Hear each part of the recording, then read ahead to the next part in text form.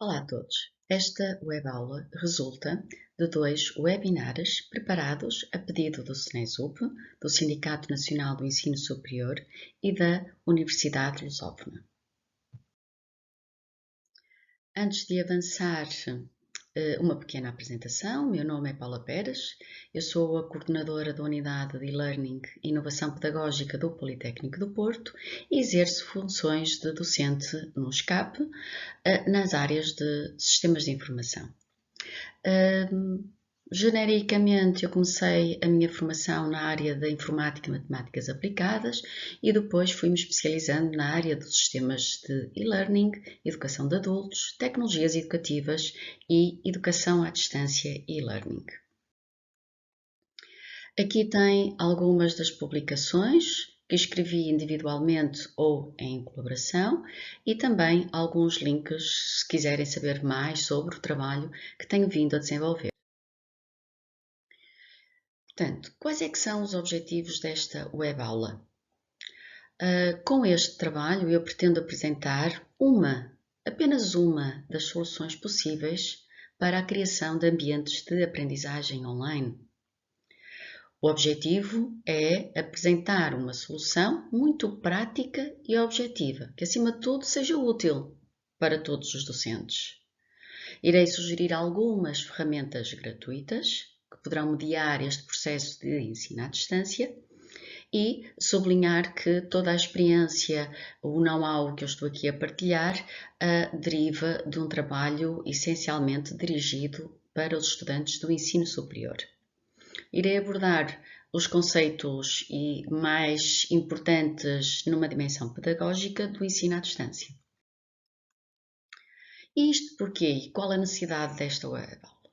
É que de repente, devido a este momento de emergência nacional em que vivemos, todos nós, mais ou menos, fomos obrigados a criar ensino e a desenvolver ambientes de ensino e aprendizagem online. Aqueles que gostam e aqueles que não gostam. Aqueles que querem e aqueles que não querem. Aqueles que tiveram formação e aqueles que não têm formação destes ambientes. Eu sinto que existe muita informação disponível, o que é bom, mas também existe muita desinformação. Portanto, um dos objetivos com esta webaula é também simplificar estes processos. O que é que nós pretendemos com a criação de ambientes de ensino à distância?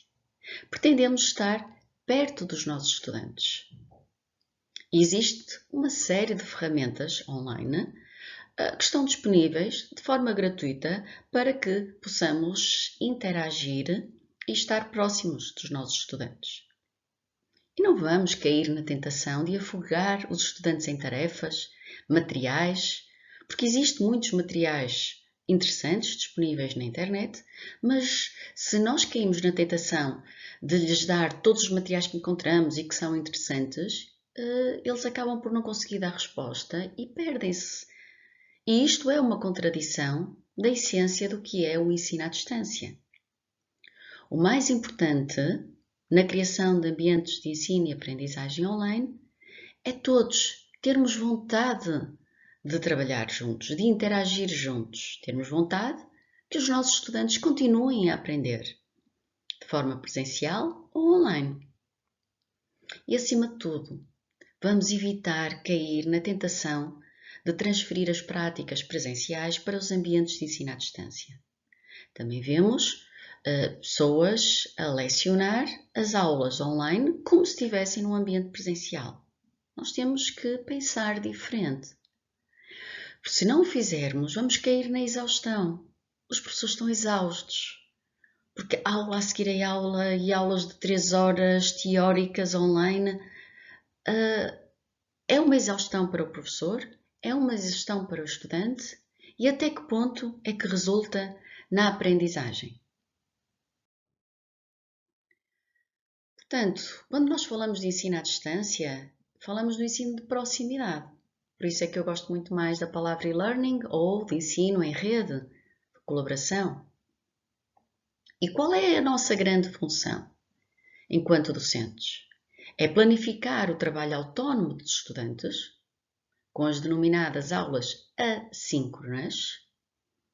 Estas aulas assíncronas, para além da planificação do trabalho autónomo do estudante, exige também o acompanhamento tutorial por parte do professor e depois planear algumas sessões síncronas, ou seja, em que nós comunicamos com os estudantes em tempo real, mas não para dar lições, simplesmente para esclarecer dúvidas, para criar laços, interação, socialização e também avaliação. Portanto, vamos aproveitar esta modalidade para acomodar a flexibilidade de tempo e não exigir que os estudantes estejam às mesmas horas que previamente estavam definidas no ambiente de ensino presencial. Todos naquele dia, àquela hora, todas as semanas, ou 2 vezes ou 3 por semana. Não, vamos aproveitar, explorar esta flexibilidade de tempo e de espaço, porque realmente cada um de nós está confinado ao seu espaço, à sua casa, ao seu novo espaço de trabalho, e ao modo de aprendizagem, ou seja, síncrono ou assíncrono. Isto exige um pensar diferente, muito diferente, quer dos professores, quer dos estudantes. Portanto, pensar diferente a forma como nós trabalhamos as competências que queremos desenvolver e também as formas como nós procedemos à avaliação. E, acima de tudo, devemos pensar nas pessoas e não tanto nos conteúdos.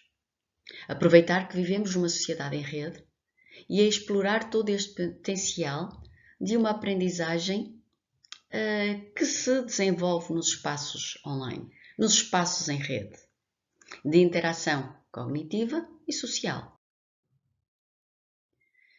Eu irei agora apresentar aqui uma planificação dos trabalhos autónomos dos estudantes, ou seja, as chamadas aulas assíncronas. Trata-se naturalmente apenas de uma das possíveis formas de planificar uma aula assíncrona e o grande conselho é pensar primeiro na estratégia. Primeiro, o que é que eu vou fazer? Como é que eu vou planear a minha aula assíncrona? Depois vou pensar quando. Quando é que eu vou oferecer esta aula assíncrona aos estudantes? Compreendendo que uma aula assíncrona não inclui apenas a disponibilização dos conteúdos, mas o acompanhamento por parte do docente.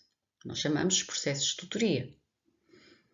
Este é um exemplo em que eu começo com um título para a minha aula, depois vou escrever de alguma forma, direcionar ao estudante e digo, muito bem, nesta lição vamos estudar e digo quais é que são os objetivos retirados das fichas das unidades curriculares, seja, da planificação do curso.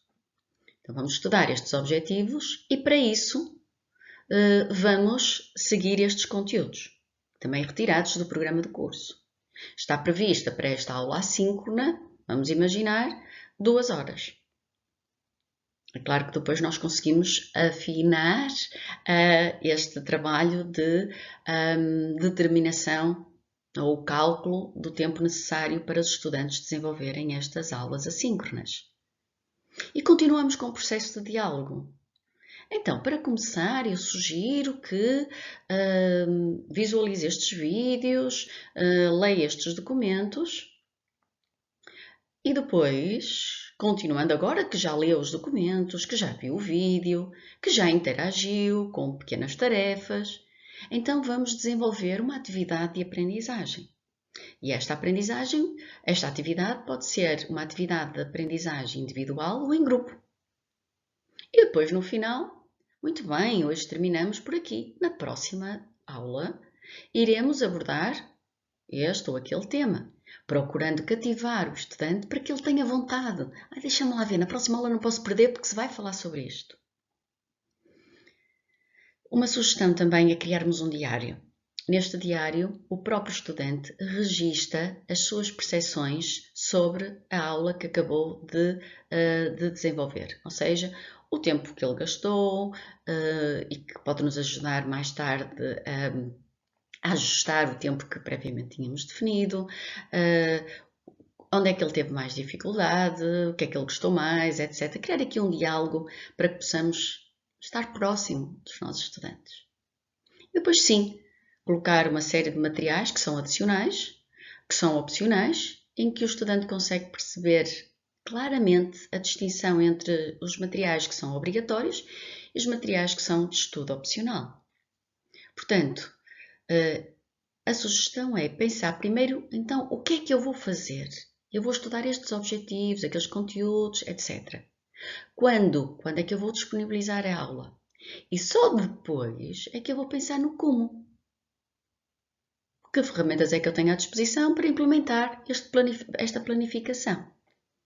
Claro que quando temos vários docentes de um determinado curso, é importante garantir a organização e a coordenação entre esses docentes. Não vão todos marcar uma aula síncrona no mesmo dia, ou todos pedir a entrega de uma determinada atividade para o mesmo dia. Portanto, aqui haver uma coordenação entre os docentes de um determinado curso é fundamental. E aqui temos um exemplo de uma implementação desta planificação no Moodle. O Moodle, o sistema de gestão da aprendizagem, gratuito, que se instala nos servidores das instituições de ensino e que a grande maior parte das instituições de ensino superior estão a utilizar. Portanto, o que temos aqui o título da lição, depois então a mensagem, conforme tínhamos falado, os objetivos, o diálogo. Aqui são os nossos conteúdos e estes conteúdos podem ser um PowerPoint que já tínhamos, um PDF, portanto não temos que nos preocupar, principalmente nesta fase de emergência nacional, não nos vamos preocupar muito com os conteúdos, podemos pegar naqueles que já temos ou eventualmente fazer pequenas adaptações, conforme estou aqui a fazer, ou seja, fazer apenas uma gravação com o próprio PowerPoint. É importante sempre manter o diálogo e depois então aqui uma estrutura em que eu tenho a proposta de uma atividade. Como falei numa aula assíncrona, é preciso que o tutor ofereça o feedback e depois talvez uma aula síncrona de apoio, de esclarecimento de dúvidas ou até de avaliação. Tenho aqui a apresentação de algumas ferramentas que poderão suportar este processo de planificação. Portanto, apresentei o Moodle, porque é o sistema de gestão da aprendizagem um dos mais utilizados, mas podíamos utilizar o Sakai, o Doc ou outros, o Google Classroom. Agora imaginem que a minha instituição não disponibiliza nenhum sistema de gestão da aprendizagem. Eu próprio posso criar um site no Wix, por exemplo, que é uma ferramenta muito simples de utilizar, ou então eu envio as planificações por PowerPoint e Word. Portanto, o objetivo não é o foco nas ferramentas. Estas são instrumentais. O objetivo é sempre pensar no auxílio aos estudantes para atingir os objetivos da unidade curricular e desenvolver as competências previamente definidas. Portanto, falamos aqui da estrutura da planificação da sessão online e agora só vou falar um bocadinho acerca dos conteúdos a disponibilizar na plataforma. Não vou entrar em considerações conceptuais sobre as diferenças entre materiais educativos, conteúdos, recursos educativos, objetos de aprendizagem. Portanto, de forma geral, eu vou falar de recursos educativos. Existe um manancial de recursos educativos abertos disponibilizados na web. Portanto, nós podemos disponibilizar os nossos PowerPoints, porque normalmente nós já temos,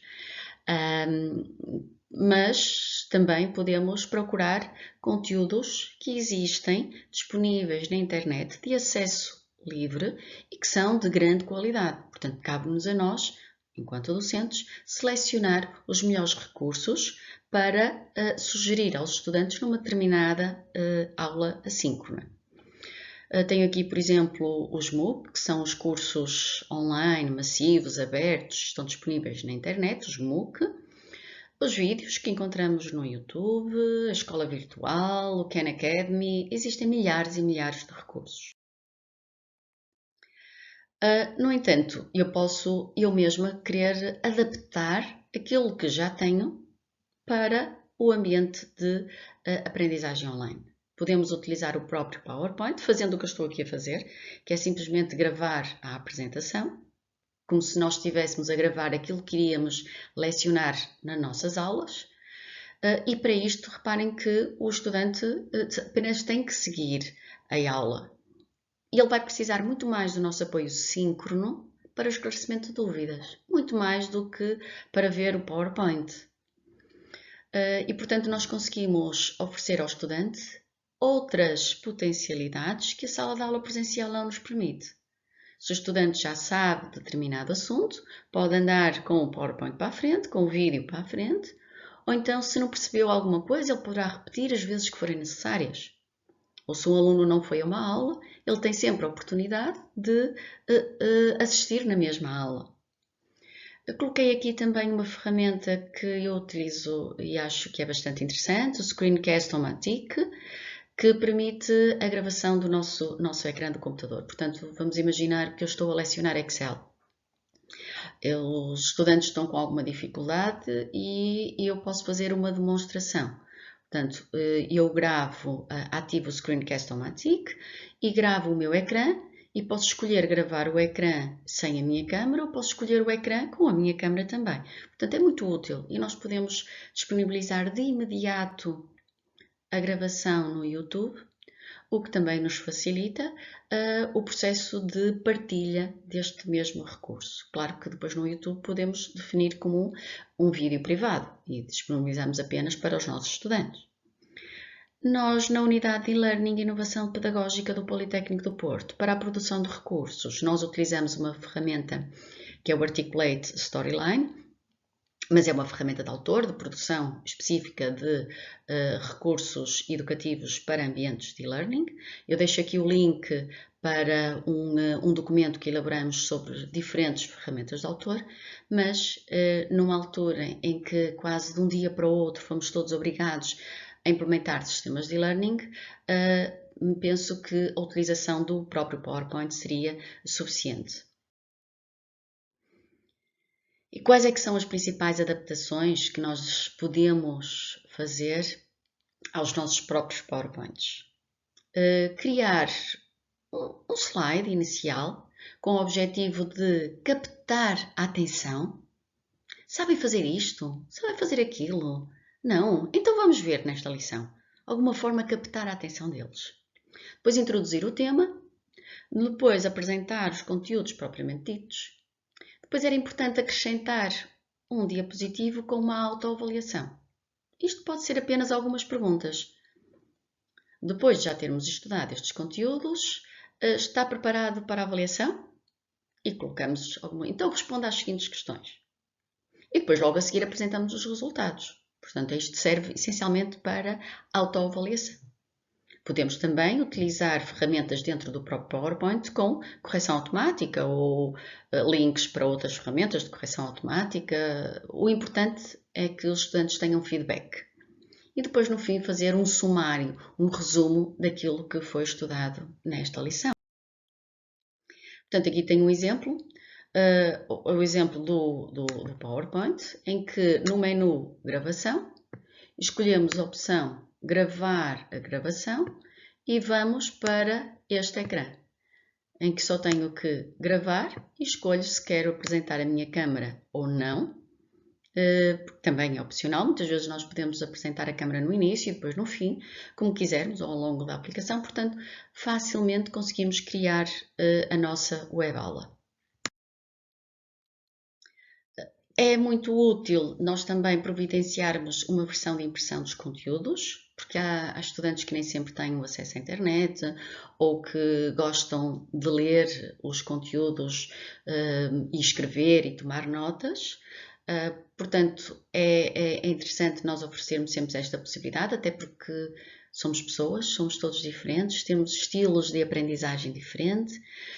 E uns gostam mais de ver, outros gostam mais de ler, portanto, também é importante nesse sentido, de resposta aos diferentes estilos de aprendizagem, a criar guias de trabalho, principalmente quando se tratam de conteúdos ou recursos educativos desenvolvidos com ferramentas mais avançadas, que os estudantes percebam como é que eu utilizo este recurso.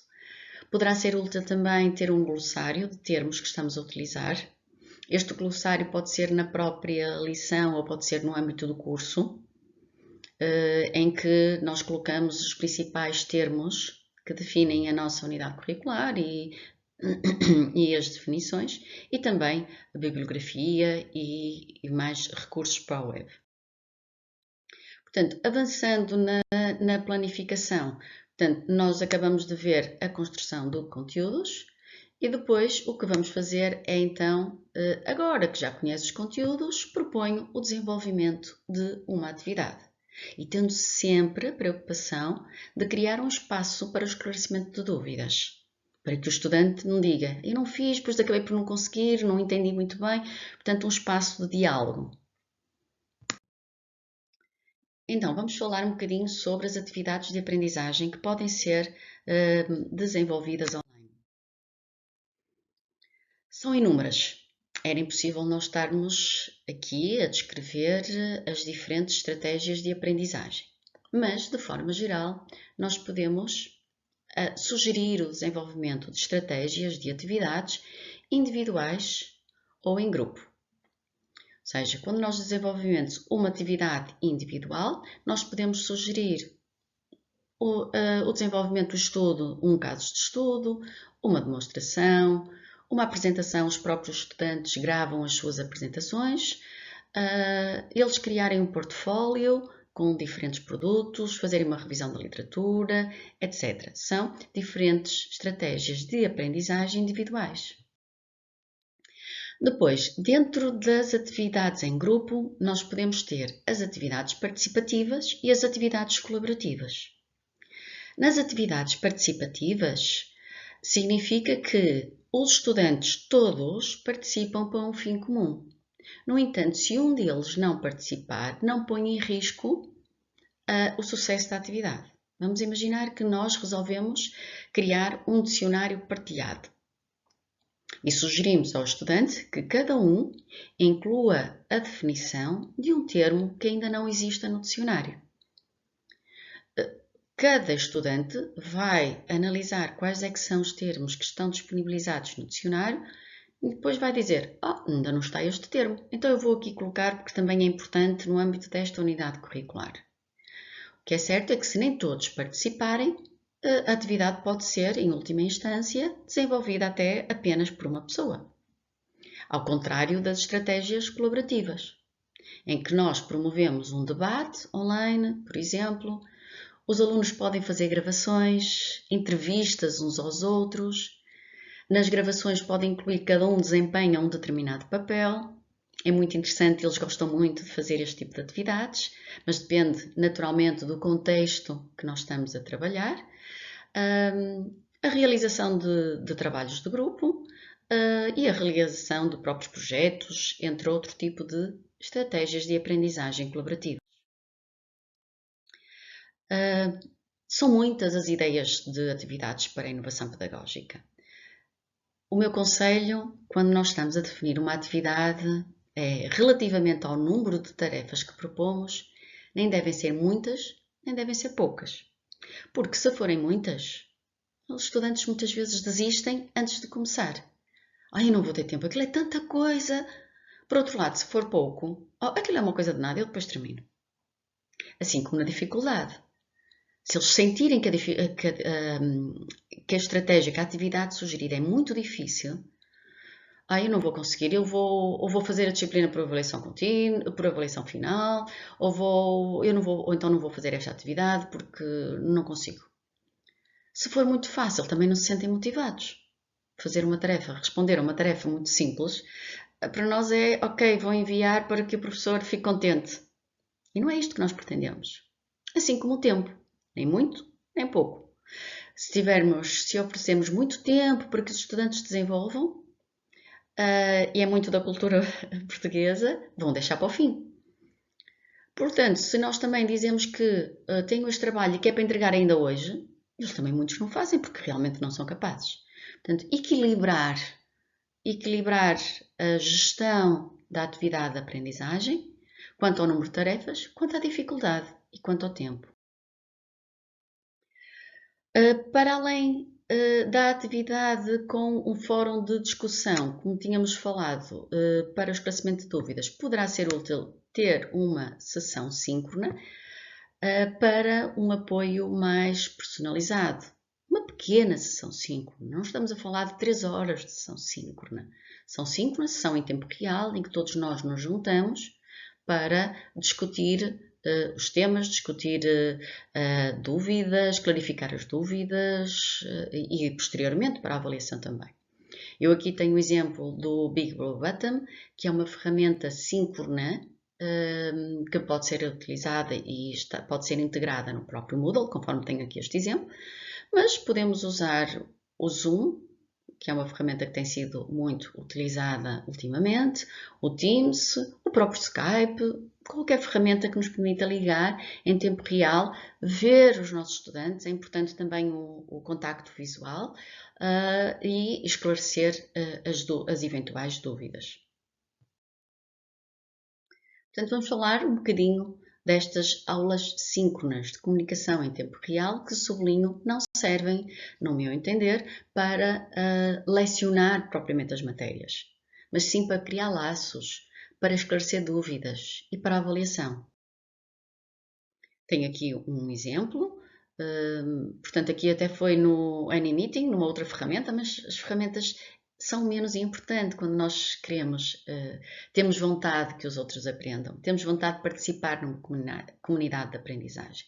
Vamos escolher a ferramenta com a qual nós nos sentimos mais confortáveis enquanto docentes e sabemos que também será de fácil uso por parte dos nossos estudantes. Eu deixo aqui alguns conselhos da experiência que nós temos tido ao longo de quase 20 anos na realização deste tipo de comunicação síncrona. Portanto, mais uma vez, sublinho que estas devem ser utilizadas para o esclarecimento de dúvidas e acompanhamento das atividades. Não devem ser usadas para replicar as práticas tradicionais, as chamadas aulas teóricas. Devemos planear e preparar cuidadosamente cada uma destas sessões, com um calendário definido e anunciar previamente esse calendário aos nossos estudantes para que eles também possam gerir o seu tempo. Como falávamos, o ensino à distância permite a flexibilidade de tempo e é importante previamente nós dizemos, bom, aqui vamos mesmo ter a necessidade de fazer uma aula síncrona e vai ser neste horário, neste calendário. Definir as regras de participação, portanto, qual é o objetivo, o que é que cada um vai falar, por exemplo, dizer, vamos utilizar a sessão síncrona, eu vou pedir que cada um fale e que diga como é que está o ponto de desenvolvimento da tarefa que está a desenvolver. Também uma forma de responsabilizar os estudantes à participação.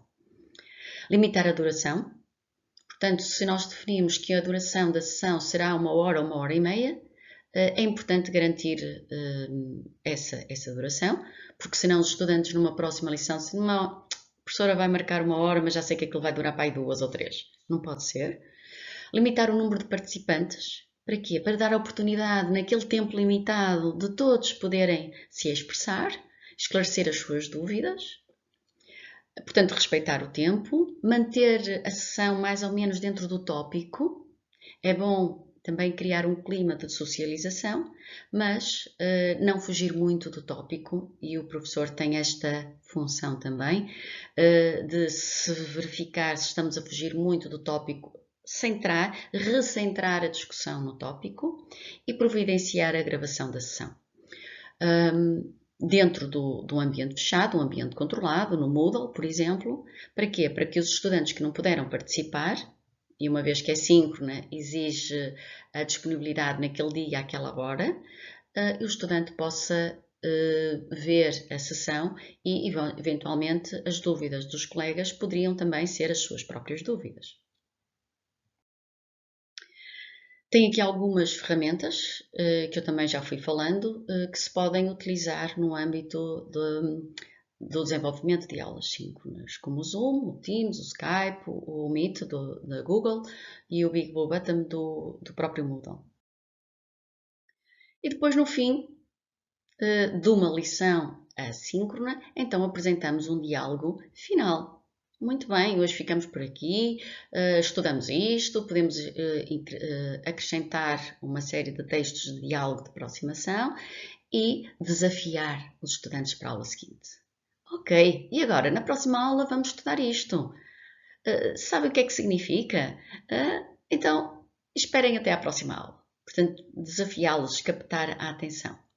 O tal diário do bordo, portanto, alguma forma dos estudantes poderem enviar um texto em que a comunicação é apenas entre o próprio estudante e o professor, é mesmo um diário que cada um escreve, e depois sim uma bibliografia adicional em que nós vamos disponibilizar aquilo que queremos que os estudantes vejam, se tiverem mais interesse em aprofundar os conteúdos que foram estudados.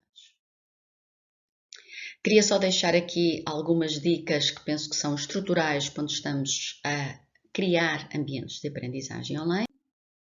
E a primeira é motivar. Portanto, compreender quais é que são os nossos estudantes, o contexto, como é que eu consigo motivá-los. Sabemos que quando nós estamos motivados, fazemos mais e melhor. Então vamos desenvolver essa estratégia com os estudantes. Sabemos quem são os nossos estudantes, quais são as suas motivações, as suas expectativas, que conhecimentos prévios têm, mais uma vez para não sugerir atividades muito simples, nem muito complexas, perceber quais é que são as suas habilitações, as literacias digitais, tentar criar aqui estratégias de motivação, criar novas experiências de aprendizagem, porque para eles estes ambientes também são novos, para muitos deles também são novos. E se nós nos limitamos a copiar as práticas tradicionais para o ensino online, certamente vamos cair num ambiente de frustração para todos, estudantes e docentes. Acompanhar, desenvolver um processo de tutoria é fundamental. Se nós pensamos que o estudante aprende sozinho, estamos enganados. Portanto, eles necessitam de apoio, sentir que estão acompanhados e não é por estar à distância que vão fazer um estudo completamente autónomo. Não, é importante que eles se sintam acompanhados. E a efetividade deste processo oferecido de tutoria é que vai garantir a qualidade do curso online, neste caso. Garantir que a linguagem que utilizamos é uma linguagem clara, que os estudantes entendem, não escrever apenas para informar, mas também para criar laços, para envolver, para desafiar os estudantes. Em termos gerais, é importante então centrarmos nos estudantes, mostrar porque é que é útil aquilo que nós estamos a estudar e não sobrecarregar com demasiadas tarefas, com demasiados fecheiros para lerem, com demasiadas atividades. Portanto, não sobrecarregar os estudantes para além da matéria que está prevista na própria ficha da unidade curricular. Eu já falei de algumas competências, essencialmente numa dimensão pedagógica, do docente enquanto tutor, e vou, de uma forma muito breve, falar sobre a dimensão de gestão social e técnica. Numa dimensão de gestão, é importante nós coordenarmos as questões que vamos colocando aos estudantes. Por exemplo, se eu coloco uma questão que exige uma resposta de verdadeiro ou falso, sim ou não, esvazio a discussão, não é? Eu acho que sim, eu acho que não, eu acho que... e acabou. Agora, se eu disser, se eu desenvolver e propor uma atividade que envolve um entendimento, uma argumentação, portanto, é mais rica essa discussão. Tentar não colocar muitas questões, principalmente de temas diferentes, portanto, focar num determinado tema. Acompanhar as respostas e ajudar sempre os estudantes.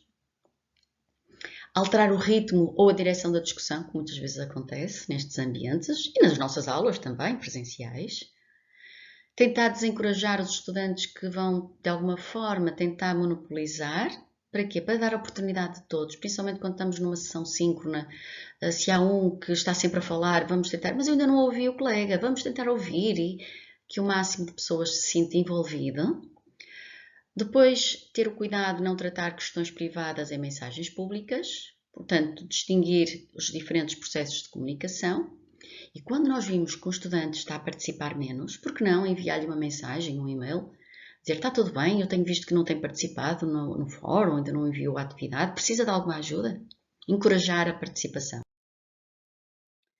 No que concerne à dimensão social, é fundamental criar um ambiente que seja positivo e agradável para todos. A aprendizagem não tem que ser dolorosa, a aprendizagem tem que ser prazerosa para todos.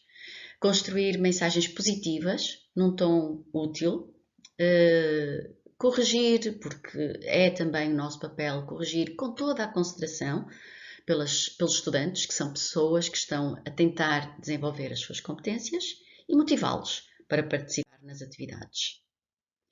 Na dimensão técnica, é importante que nós, enquanto docentes e tutores, sejamos capazes de compreender os processos técnicos, as ferramentas digitais, como é que se comunica online e como é que eu consigo motivar o estudante através dos ambientes online. Porque os ambientes online permitem diferentes formas de expressão e vamos recorrer a essas diferentes formas de expressão. Escrita, vídeo, som, imagem, ter esta capacidade de perceber como é que os estudantes gostam de comunicar, como é que se sentem motivados, se eles gostam de vídeo. Então vou colocar vários vídeos, existem fóruns em que nós podemos comunicar por som em vez de escrever, portanto dar várias oportunidades, diversificar também as formas de comunicação. Por fim, relativamente à avaliação, a avaliação é um processo complexo. É um processo complexo não só nos ambientes online, mas também nos ambientes presenciais. Portanto, nós não podemos cair na tentação de procurar implementar processos de avaliação online paralelos aos sistemas de avaliação presenciais. São coisas diferentes. Portanto, temos que procurar diversificar os nossos processos de avaliação, pensar a avaliação de um modo diferente.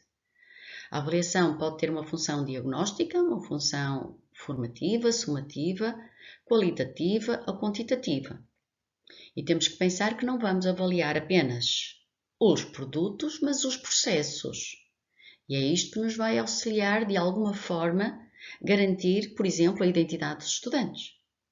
Isto como nós no ensino presencial, quando propomos o desenvolvimento de um trabalho de grupo, nós vamos acompanhando o trabalho que eles vão desenvolvendo e muito do trabalho é feito fora tempo letivo.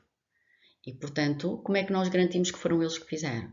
Depois eles vão fazer uma apresentação e nós vamos questionando os nossos estudantes. Portanto, esta é uma estratégia que pode ser utilizada online. Eles vão desenvolvendo os trabalhos, nós vamos acompanhando e no fim fazem uma apresentação por videoconferência, por exemplo. Portanto, é necessário e importante diversificar os momentos e os instrumentos de avaliação, propor o desenvolvimento de trabalho autónomo, trabalho em grupo e depois avaliar o grau e o tipo de participação dos estudantes nas atividades propostas, oferecer sempre um feedback aos nossos estudantes, e também terem atenção ao feedback que vamos recebendo dos nossos estudantes. A videoconferência é extremamente útil na garantia da identidade das pessoas, porque se nós, por exemplo, pedimos para os estudantes resolverem um teste conforme fazemos nos ambientes presenciais, poderá não ser a melhor estratégia. Porque se o teste for online, for no Moodle, por exemplo, nós nunca sabemos quem o fez. Por mais câmaras que tenhamos. Pode haver sempre outra pessoa com o mesmo login e que faça o teste, ou se o teste também há autores que dizem que se fizermos um teste muito grande e que os estudantes não vão ter tempo de recorrer a nenhuma forma de consulta, basta que o teste não seja respondido pelo próprio estudante e que seja respondido por alguém muito mais familiarizado com a matéria em si. Portanto, há muitas questões que se levantam. Portanto, seria melhor, por exemplo, propor um teste de consulta e depois pensar e termos esta consciência e dizermos de forma clara que a avaliação online é diferente da avaliação presencial. Por exemplo, se um aluno quer avaliar se um aluno sabe conduzir, nada melhor do que eu colocá-lo na estrada, num carro e conduzir. Portanto, ao contrário do que se pode passar num exame de código, em que eu posso, numa sessão síncrona, fazer algumas questões. Portanto, ou se quero que o aluno prove que sabe nadar, eu também não vou fazer online. Portanto, temos que perceber que são coisas diferentes, requerem soluções diferentes. Eu deixo aqui alguns glossários sobre alguns destes termos que são utilizados no âmbito do ensino à distância. E também um mapa de ferramentas digitais, quem quiser consultar ou diversificar as ferramentas que utiliza para suporte à criação dos ambientes de ensino e aprendizagem online. Eu vou terminar por aqui esta web aula, eu espero que tenha gostado e, acima de tudo, que tenha sido útil. Pode contar com a nossa ajuda da Unidade de Learning e Inovação Pedagógica do Politécnico do Porto e eu desejo-lhe boas sessões de aprendizagem online.